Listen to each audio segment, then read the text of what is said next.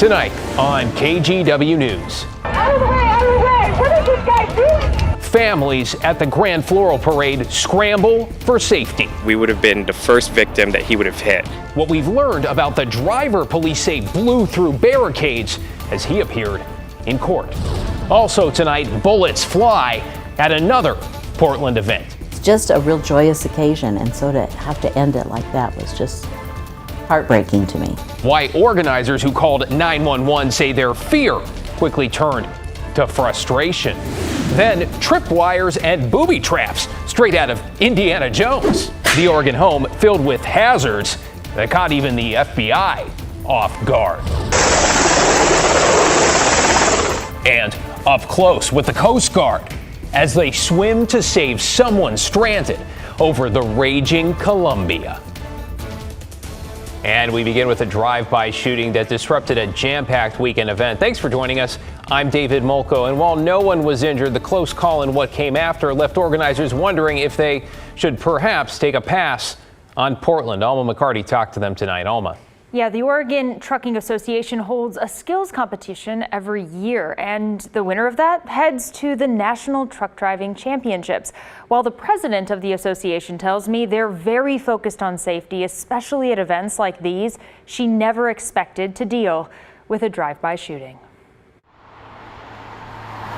It's back to business as usual on this industrial road in North Portland. But over the weekend, a truck terminal here served as the competition site for Oregon's most skilled truck drivers. We'd had a few years that we weren't able to have it during COVID, and then last year we had to have it down in Eugene, so we were excited to get it back in Portland. Jana Jarvis, president and CEO of the Oregon Trucking Association, explains the place was packed all day Saturday as drivers were put to the test. Easily, I had close to 70 competitors, and virtually every one of them had someone with them. So I think we had well over 300 attendees. Then suddenly, gunshots around mid-afternoon.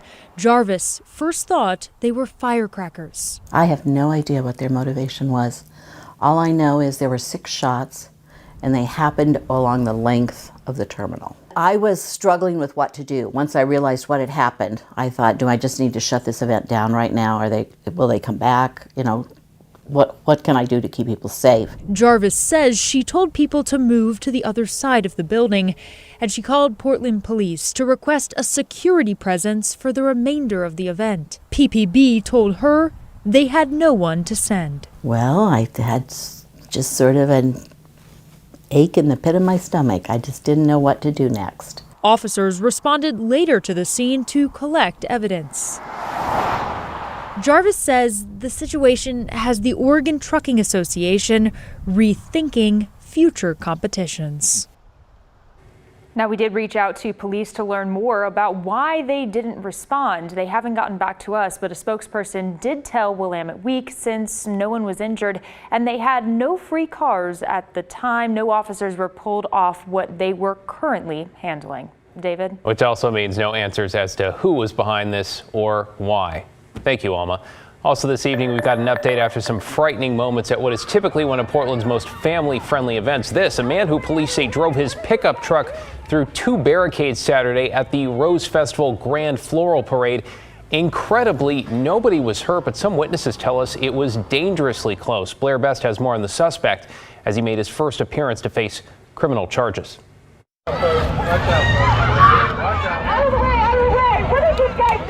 This video shows the moment Sydney Sean Meekum drove his pickup truck through a closed route of the Grand Floral Parade around 10 Saturday morning. Portland police chased Meekum as he sped down Northeast Weidler Street. Police made several attempts to stop him, but he refused. Meekum then drove directly toward families sitting on a curb, but didn't hit them. Arif Muhammad Ali was there with his wife and 2 kids. We would have been the first victim that he would have hit. Police eventually caught up with Meekum and arrested him. Is this guy going for a rampage? Is he going to be killing families, at the parade, or is he just angry at the blockage, or what's going on? Page 18, line 2, last name Mecca.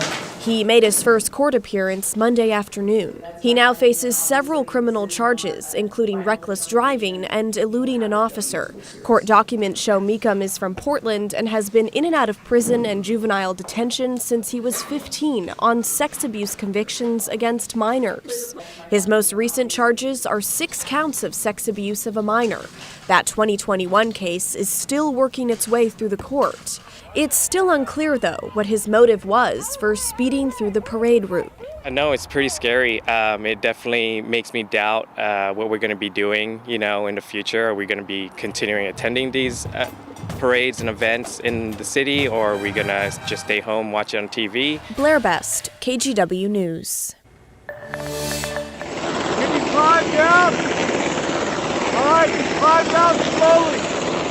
Wow, new tonight video takes us along with the Coast Guard as they rescue a person stranded on top of a channel marker in the middle of the Columbia. The person was one of 2, authorities say, who fell into the water Sunday afternoon near Astoria when their boat capsized. A helicopter crew lowered a rescue swimmer to the water. That's what you saw, who then swam to the marker and talked the person down. Then both of them were pulled back up to safety. The Coast Guard found a second victim in the water. They say they were unresponsive and not breathing when they were pulled out and transferred to paramedics. We do not know if that person survived.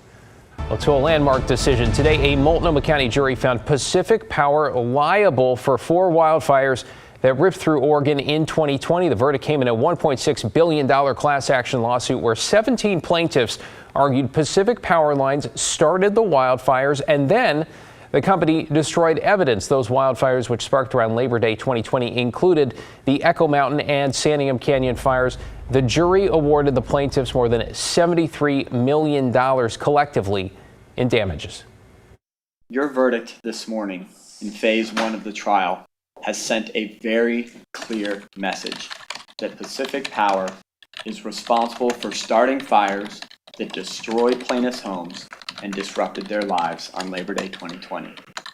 Well, the jury now moves to a second phase of the trial where it will decide on punitive damages, which would in effect punish Pacific Power and could potentially act as a deterrent in the future. Pacific Power says it plans to appeal.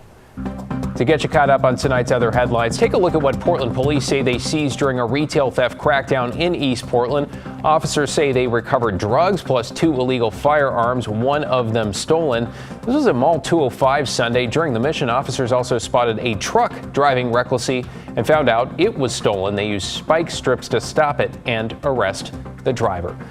A major highway connecting central and eastern Oregon is closed this evening after heavy rain and thunderstorms triggered a series of mudslides. ODOT says part of Highway 20 between Burns and Vail is covered by more than 6 feet of mud and rocks.